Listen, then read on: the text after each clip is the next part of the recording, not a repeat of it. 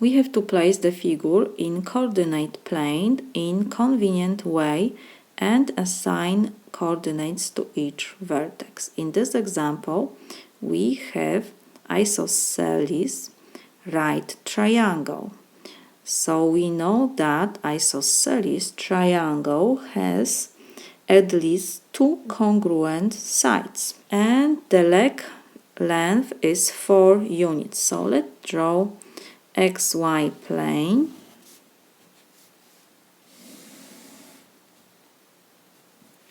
XY axis. Let's choose the unit. This is 1. Because we have here as right triangle also, so we need right angle, and we know that between y and x axis we have right angle.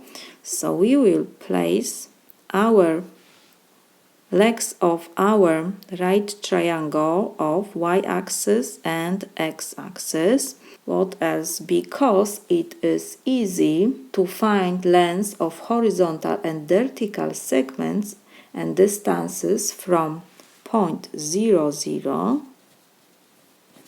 So we will place one vertex at the origin, and next, like I said, because we have right triangle, so we will place one leg on the x-axis, the other on the y-axis, and because this is isosceles right triangle, this leg will have 4 units. So we have 1, 2, 3, 4, and 1, 2, 3, 4 on the y-axis.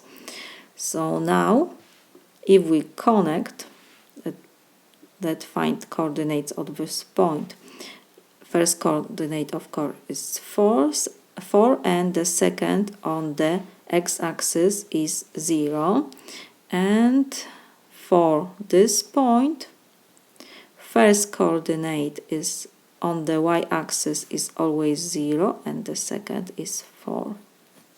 So now we can connect these 2 points, and we have our isosceles right triangle. The leg length is 4 units. So let's put distance between this point and that point is 4 units.